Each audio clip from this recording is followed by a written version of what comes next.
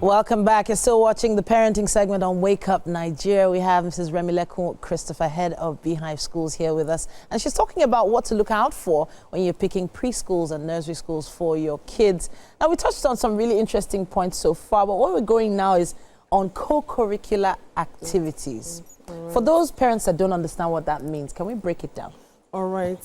So beyond learning how to read and write, there are other activities that the children need to be engaged in to prepare them, to give them a holistic education. Yes. For instance, we have activities like the STEAM club. We have activities like chess. We have craft. We have so many that deals with hands-on, where children are able to connect learning with real-life experiences. So it's not enough for you to just teach them how to read and write. They should be able to practicalize, put their hands on those things, and also be able to reproduce and create. Yes. So I was actually going to go back on that handcraft aspect of things. So I find some similarities with the Montessori method. When you say using your hands to do things, hands-on activities. And teaching kids to sort of coordinate. I remember as a Montessori parent in the beginning, my kids learning to tie their shoelaces. And it was just a little material, you know, that they were given to help them learn to tie shoelaces. And I didn't actually think about how important that was. And then how to thread needles, how to crochet, how to, you know, even the just dressing frame. Exactly. There was so much I didn't really put into consideration until I was, you know, given those materials to actually see. But what's the difference for a parent that doesn't see that as valuable? What is the difference between a school that does provide those and one that doesn't?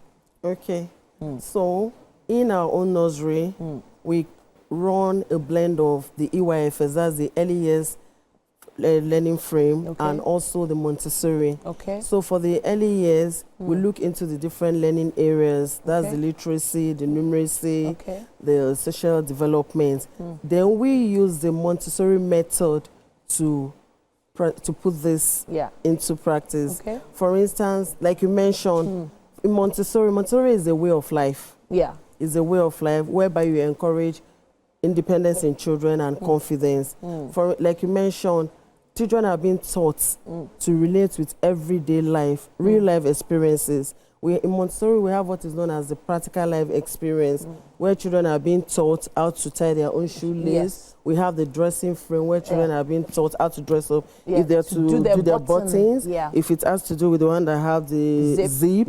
Different ways. Children should be independent. We should teach them these things early in life. So that's what the Montessori method of teaching does. Some schools don't really value this, although in quotes, they tell you that they're running Montessori, they're running EYFS, but deep down when you get into the system, you realize that those things are being taught in abstract. And children can't really thrive when you teach them in abstract. You understand? They have to do it. They have to engage with it. They have to engage. They have to try it. That way, you're encouraging them. You're building up their self-confidence. Not only for today, but later on in life. We have some children that are almost 10. They can't tie their shoelace properly. It's actually scary when I see that. In Montessori, we even teach them how to iron. We have all these models. You understand? We're not teaching in abstract. We're not teaching. You bring real life objects that children can relate it. You understand what it feels like when you're teaching and the child says, "Oh, I've seen this at home. I've seen my mommy do this or that." So we teach them all those real life, practical life experiences. So I know we can't really go back on that now because there's so many areas we still want to touch on because of the questions parents ask. But I have to touch on the amount of money that we're talking about now. The average budget of a parent.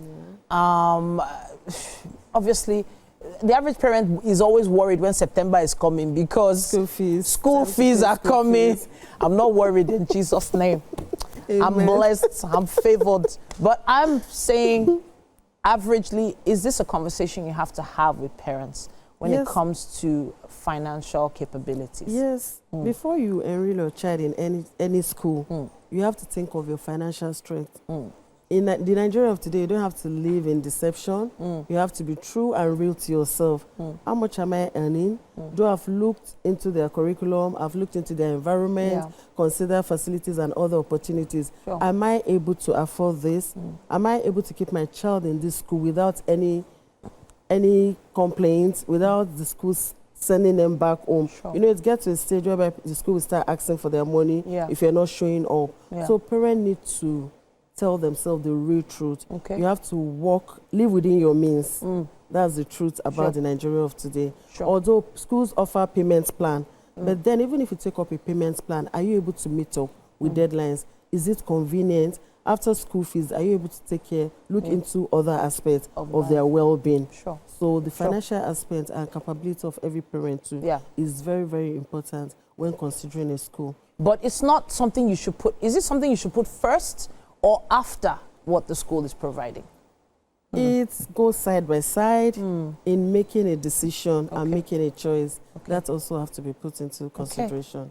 Yes. Now, I have to talk about something. I've always had a phobia for children staying in a school bus for more than 15, 20 minutes to and fro. I don't like the idea of sending children to schools that are long distance from home.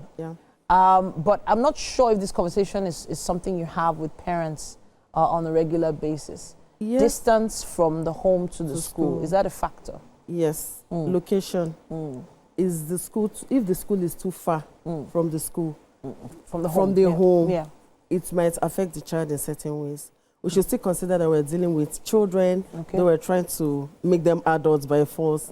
In the morning, the children are supposed to get to school early, at least 10, 20, 15 minutes, so they are settled and they set the right tone to begin their day. But what happens in a situation whereby the child is coming from maybe a far distance, whereby the school bus will run for like an hour or 30 minutes, the child will definitely get tired. In most cases, some of them will even sleep off.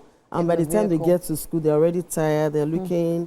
So by the time you start the day, you have to find a way to bring them out of that first. So it's always advisable for parents to look for good schools within their vicinity. You can't be living on the mainland and you consider a school in Lekki. Yes. Maybe just because your friends have children there, or maybe just because of their brand name, and in quotes, you want to belong. The real thing is that you find a school within your environment. If you're not able to drop your children, a school whereby the school bus will pick and drop in good time. Yes. All right, so what was the maximum distance we're talking about in terms of timing? 10 minutes away, 5 minutes away, 15 minutes away? In some cases, 30 minutes is not bad.